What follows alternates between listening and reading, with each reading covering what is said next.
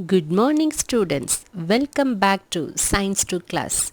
Today we are going to continue the same chapter, Conservation of Plants and Animals.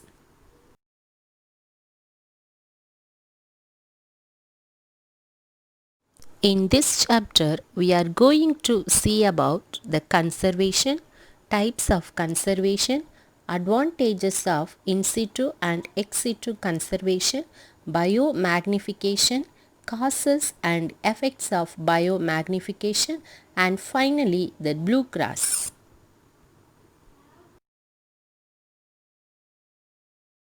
What is conservation?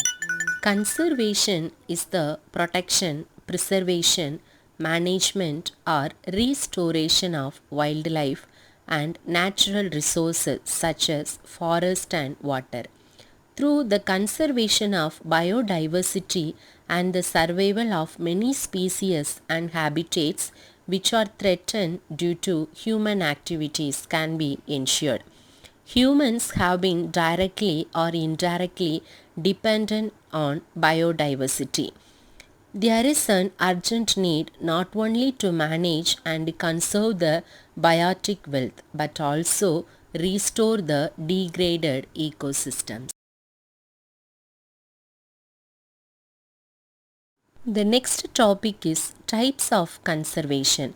Conservation can broadly be divided into two types, in situ conservation and ex situ conservation.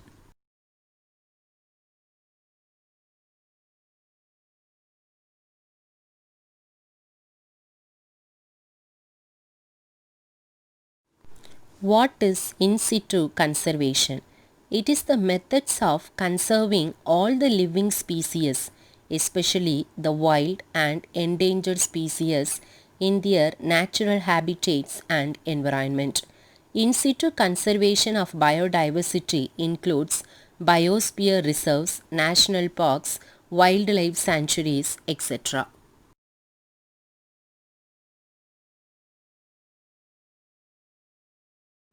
The first topic is national parks. A national parks is an area which is strictly reserved for the betterment of the wildlife and where activities like forestry, grazing on cultivation are not permitted. They are usually small reserves spreading in an area of 100 square kilometer to 500 square kilometer. In national parks, the emphasis is on the preservation of a single plant or animal species. Some of the important national parks in India are Jim Corbett National Park, Dudhwa National Park, Gir National Park, and Sundarbans National Park.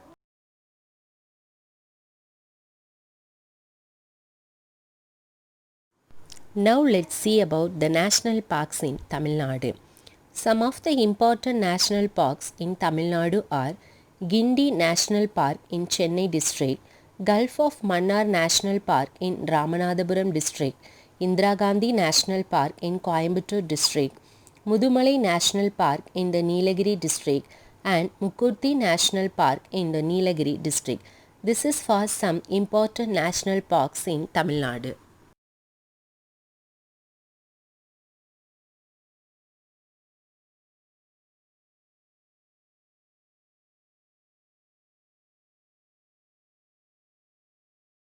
The next topic is wildlife sanctuaries. A sanctuary is a protected area which is reserved for the conservation of only animals and human activities like harvesting of timber. Boundaries of sanctuaries are not well defined and controlled. Biotic interference is permitted. For example, tourist activity. Some of the important wildlife sanctuaries in Tamil Nadu. Meghamalai Wildlife Sanctuary in Theni district, Vandalur Wildlife Sanctuary in Chennai district, Kalakkad Wildlife Sanctuary in Tirunelveli district, Grizzled Squirrel Wildlife Sanctuary in Virudhunagar district, and Vedandangal Wildlife Sanctuary in Kanchipuram district. Now let's see about the next topic is differences between Wildlife sanctuaries and national park. In wildlife sanctuary, here the human activities are allowed, but the national park no human activities are not allowed. The main aim of the wildlife sanctuary is to protect a particular flora or fauna. In national park can include the flora, fauna or any other objects of historical or geographic significance. Wildlife sanctuary are no fixed boundaries. In national park, boundaries are fixed and defined. Wildlife sanctuary it is open to the general public, but the national park not usually open to the public. Wildlife sanctuaries are usually formed by the order of central or the state government. In national parks are formed by the state or central legislature. In a sanctuary can be upgraded to a national park. In national park cannot be downgraded to a sanctuary. This is for some differences between national park and wildlife sanctuaries.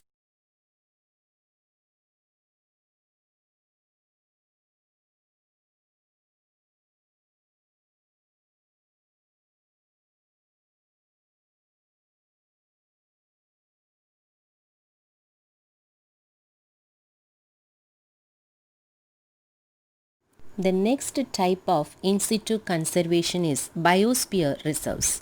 It is a special category of protected areas where human population also forms a part of the system. A biosphere reserve has three parts: core, buffer, and transition zone. The main functions of biodiversity reserves are conservation, development, and scientific research. Here, some major biosphere reserves of India are Nanda Devi, Nok Manas, Sundarbans, Gulf of Mannar, and Nilgiris.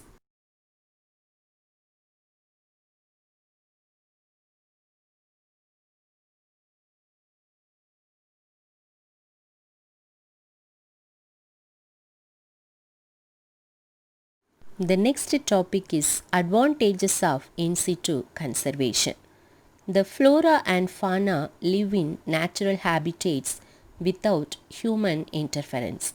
The life cycles of the organism and their evolution progresses in a natural way. In situ conservation provides the required green cover and its associated benefits to our environment. It is less expensive and easy to manage.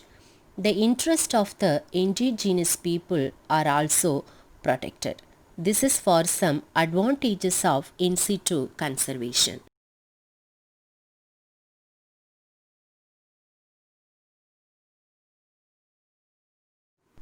Now let's move on to the next topic is ex situ conservation. What is ex situ conservation? It is the methods of conserving all the living species in the artful habitat that reflect their natural living habitats. Ex situ conservation of biodiversity comprises of aquariums, botanical gardens, cryopreservation, DNA banks, and zoological parks, etc.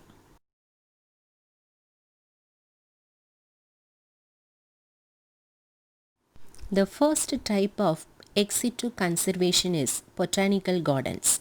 A botanical garden is a place where flowers, fruits, and vegetables are grown. The botanical gardens provide beauty and calm environment. Most of them have started keeping exotic plants for educational and research purposes.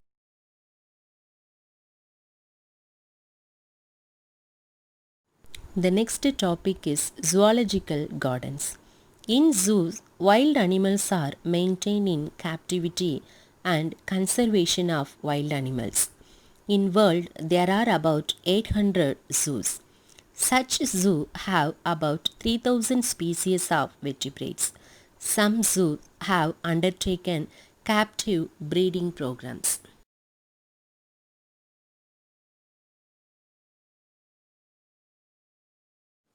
The next topic is tissue culture. Cryopreservation of disease-free meristems is very helpful. Long-term culture of existed roots and shoots are maintained. Meristem culture is very popular in plant propagation as it's a virus and disease-free method of multiplication.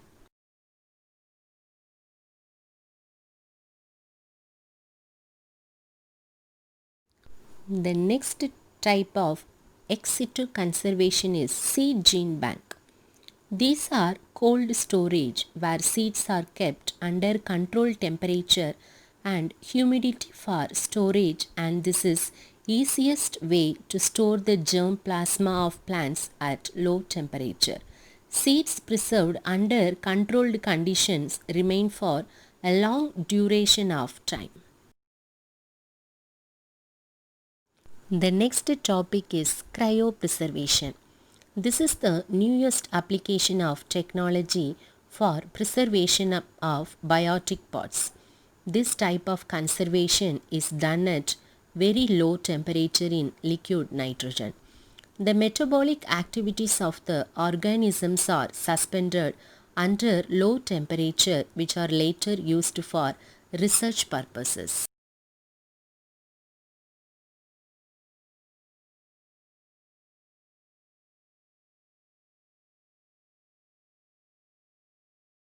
Now let's move on to the next topic is advantages of ex situ conservation. It is useful for declining population of species. Endangered animals on the verge of extinction are successfully breeded. Threatened species are breeded in captivity and then released in the natural habitats. Ex situ centers offer the possibilities of observing wild animals which is otherwise not possible. It is extremely useful for conducting research and scientific work on different species. This is for some important advantages of ex situ conservation.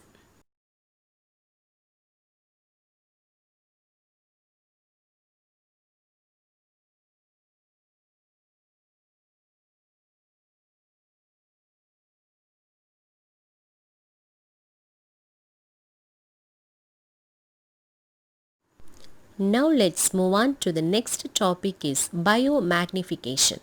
What is biomagnification? Biomagnification can be defined as the rise or increase in the contaminated substances caused by the intoxicating environment.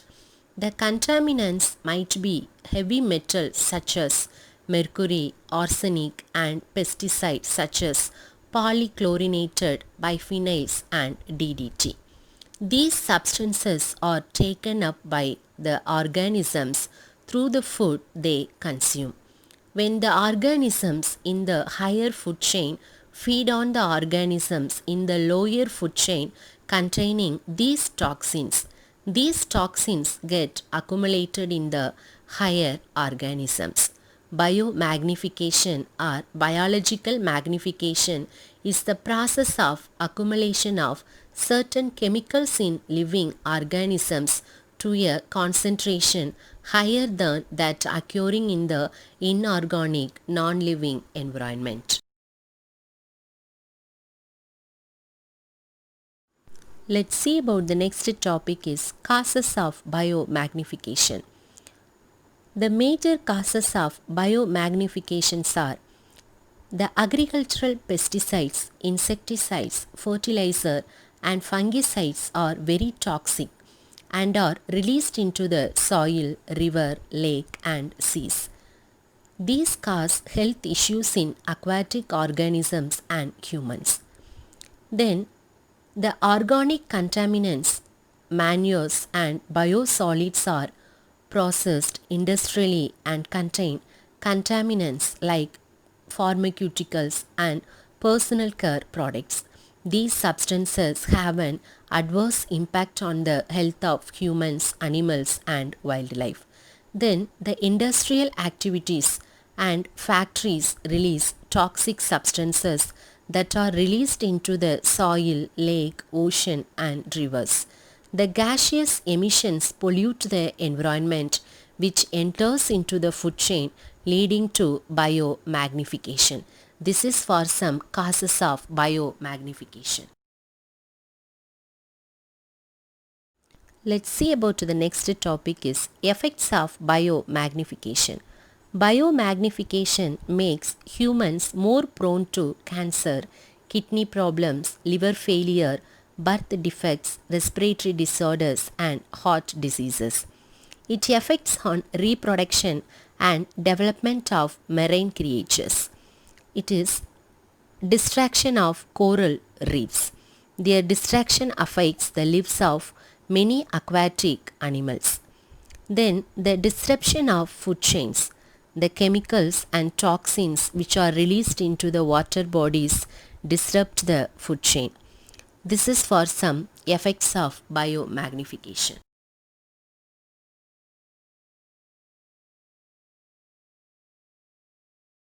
Now let's move on to the next topic is bluegrass. Bluegrass is a registered animal welfare charity in the United Kingdom, founded in 1897. The vision of this charity is that every pet will enjoy a healthy life in a happy home. The charity provides support for pet owners who cannot afford private veterinary treatment, helps to find homes for unwanted animals, and educates the public in the responsibilities of animal ownership.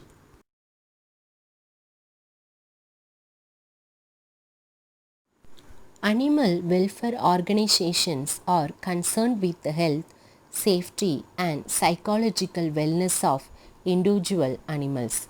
These organizations include animal rescue groups and wildlife rehabilitation centers, which care for animals in distress, and sanctuaries, where animals are brought to live and be protected for the rest of their lives.